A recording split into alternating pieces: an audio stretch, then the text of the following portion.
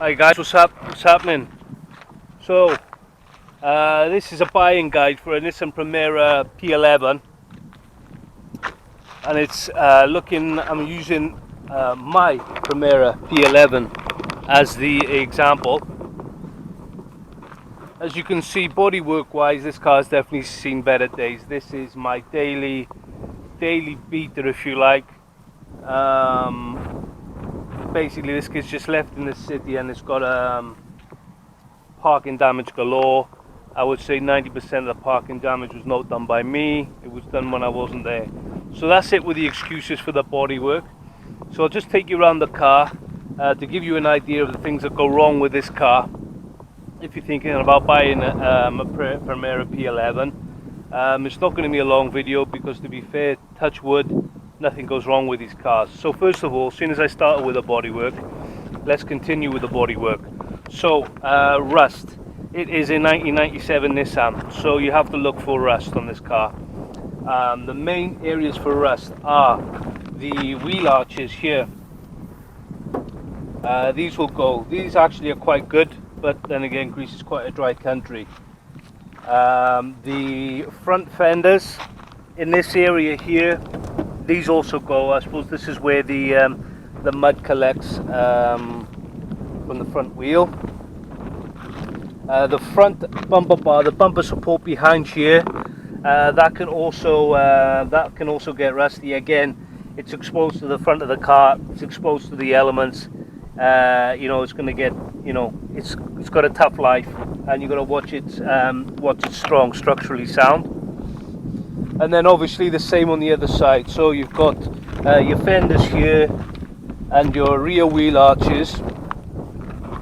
Also on the Primera P11, when they have the wing, the water gets trapped underneath the wing supports here and they all rust. If you're looking at a car that doesn't have this problem, then it must be an amazing car. They all do this. This one, cosmetically, it looks quite bad, but structurally the metal is sound. And also another place that they go is, obviously you can see that the boot is rusty here, and also on the inside of the boot, in the same area on the edge of the boot here, but from the inside, check there's no rust there. And then there's you have the sunroof can leak also, and not a major problem, but if it's heavy rain for weeks and weeks, maybe you can start to get water in the head lining around the front of the sunroof in this area here. And also the front suspension turrets, these are also prone to rusting on the seams at the front of the suspension turrets. And apart from that, that is pretty much it on the rust front. The sills are usually pretty good, and the floor of the car is good. So those are the main areas. Basically it's all non-structural, which is key. So that's it for the rust. With regards to electrics, what goes wrong with this car? I'm trying to think if anything does go wrong with this car. I think every single electrical component on this car still works. Actually it doesn't. The intermittent wash wipe is located here, and the water can come in from underneath this cover, and it can get onto the electronics for the intermittent wash wipe. So you need to check if the intermittent wash wipe is working. Water, I suppose, can get in for the headlights. So if you want to check that the motors for the headlight leveling are working. The lights, the fog lights are here. I might have replaced mine a long time ago. As you can see, front of the car, most exposed areas, they get smashed. Simple as that. Difficult to get hold of now, the fog lights, so I just replaced them. I made some fiberglass inserts and then just blocked it off. Other electronics, nothing really. Actually, while I'm here, bodywork wise, the bumpers, both sides on the front, both sides on the rear, it's a plastic bumper, and you can see that they are a weak point here. So you can expect that front and on the corners, front bumper on the corners of the rear bumper look at you can see the damage that's on this car, people bumping into it, and that's just that certainly hasn't helped the bumper stay intact, you know. So what else? So the electric front stereo in this car is excellent, but that's not really part of the buying guide. What else? That is it on the electrical front. Everything works. One thing you might want to look out for is the air conditioning. The air conditioning compressor obviously is in front of the radiator. You've got a big air intake at the front of the car. Obviously you get a load of stones in there. So this particular car is not running air conditioning because the condenser had about 50 holes in it from stones over the years. I never bothered to replace it. I don't really drive this car in the middle of the day, so I have never bothered replacing it. Until that radiator started leaking, the car, the air conditioning was perfect, very powerful, nice and icy cold inside the car, no problems at all. Electric mirrors work. It's like a 1997 car, so you probably will need to replace the lamps in the dashboard to get the full illumination back. Interior wise, the seats can go on the bolsters, but then again we're talking about a 1997 car, so it's the seats, you know, you take them as you find them, you know. But basically the interior is hardware, and the most important thing is that the electrics works. Mechanically, rear brake calipers cease. The handbrake function on the rear calipers can cease. It depends what you do. I was lucky, WD-40 and impact wrench loosened these off. You may not be so lucky, so just check that the handbrake function works on both sides, because that would be an MOT failure. What else mechanically? The front suspension is a double wishbone suspension, and it can be quite hard on the bushes on the front. So you've got the top arm where it joins to the hub. Basically that wears out, I would say, every 20,000 miles, 30,000 miles. So if you hear knocking from the front suspension, that is something that will need changing.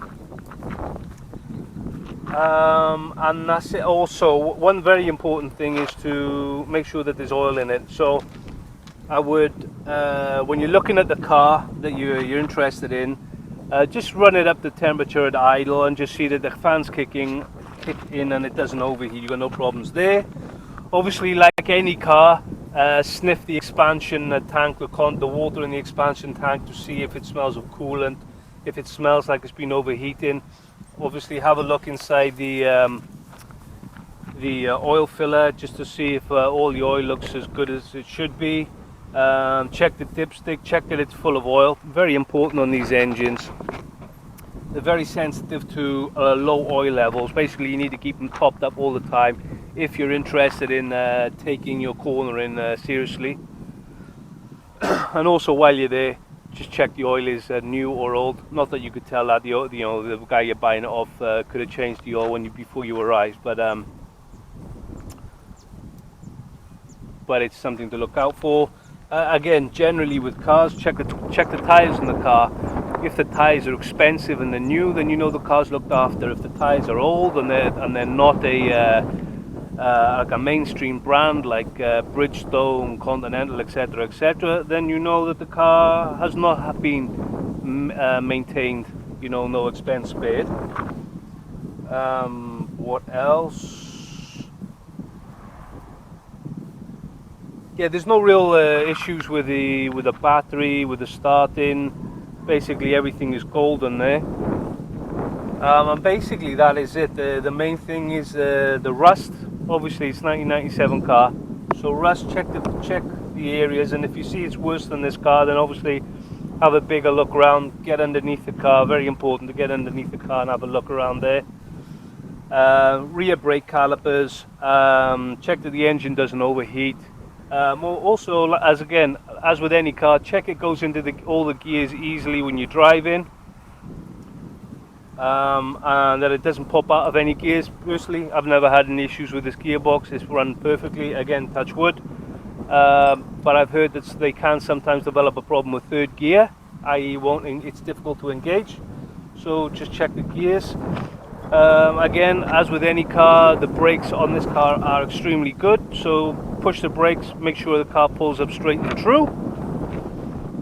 And basically that is it. I mean, there is no big dramas with this car, at least in my experience. The car has been supremely reliable. I was reluctant to do this video because I could be completely jinxing the car, but for me the car has been absolutely superb. Things have gone on it, but we're talking consumables, and they've only gone once. Yeah, so the car now has got 260,000 miles on it. I put 160,000 of those miles on the car, and this still on the original starter motor. Had to rebuild the alternator once. The clutch, I was the first person to change the clutch. I changed the clutch at 220,000 miles. It was the original Nissan clutch in the car. It still had plenty of life left in it, and the only problem with the clutch was the cover plate. A spring had broken in the cover plate. But with regards to the clutch disc, there was thousands of miles left on it. So the clutch from the factory was absolutely superb. Electric mirrors work on both sides. Electric sunroof works perfectly. The radio was fantastic. The electrics, I'm not aware of any problems. So basically it's just a solid car, and if you've seen the other videos I've done, not only is it a super reliable car, gets good fuel economy for a 2-litre engine. You can expect between 32 and 39 miles to the gallon depending on where you drive and how you drive. I'm not a slow driver, I like to put my foot down, but I always get 32, 33 miles to the gallon. Service costs, well, apart from the consumables, oil filters, I do like to change the oil extremely regularly in this car. I must change the oil every sort of 2,000-3,000 miles. And yeah, so the car, as you know from my other videos, absolutely amazing chassis, superb chassis. I mean, this, in my opinion, this is up to the standards of any modern car. Especially as this car has got the track day tyres, also got coilover suspension, but even with the stock setup it's absolutely amazing. The brakes are fantastic. Just put some good decent brake pads and some decent fluid in there and I think you should be golden. And I covered in another video, the standard engine's 140 horsepower, 150, 140 horsepower. That is a little bit low, but the standard engine is very strong. So if you're looking for more power, you can either put an SR20 VE in it, which is what I did, or you can put a turbo on the SR20 DE engine. The standard SR20 DE will take up to 350 horsepower, maybe 400 with a good tune. And the SR20 VE is 200 horsepower from the factory. Very easy swap actually, the SR20 VE, and that'll give you about 200. And you can get it fitted for, I would say, including the engine, for about £1,000 these days. The engine is much cheaper. So that's it. A quick buying guide from Nissan Primera P11. Basically, just to recap, just to repeat myself, super reliable car, excellent chassis, super comfortable inside. It's gone to Greece, UK twice. It's gone to Munich from Greece once. Plus many other drives, 6, 8 hours, 10 hours long, and you get out the car fresh as a daisy. No aches or no pains, that's very important for me. The seat is extremely comfortable, you don't get any aches in the back or in the ass, in the legs. It's a very comfortable car, very good stereo, very important on a long drive. The chassis is entertaining, basically you never get bored of driving the car, and basically I think it is probably the biggest bargain, biggest second-hand car bargain on the planet, at least for front-wheel drive. Rear-wheel drive, I'm not so sure. Obviously, this is not rear-wheel drive. With regards to front-wheel drive, I think this car, the Primera P11, has to be the biggest bargain in the world at the moment. The standard Primeras don't look very nice in my opinion, but if you can get hold of a Nissan Primera GT body kit, there's not many left, unfortunately, in the UK now. So if you can find a breaker that's got a scrap Primera GT, You know, put the rear bumper, side skirts, front bumper on it. Your car's, the Primera you're looking at's probably already got the wing, and then you're good to go. I mean, the car looks, in my opinion, $1 million. That was the number one reason I bought it. And well, I knew it had a good chassis, but if it didn't look good, I wasn't going to buy it. But I loved the look of it. It had rave reviews with the chassis, and I'm glad everything everything that was said about the car was true in the end. So that's it. So I've been repeating myself the last 10 minutes, I know. So that's the buying guide for Primera P11. As I said, probably the biggest front wheel drive bargain in the world right now, in my opinion. Feel free to leave your comments in the description, vote on the video, subscribe to the channel, and I'll see you again next time. Thanks for watching.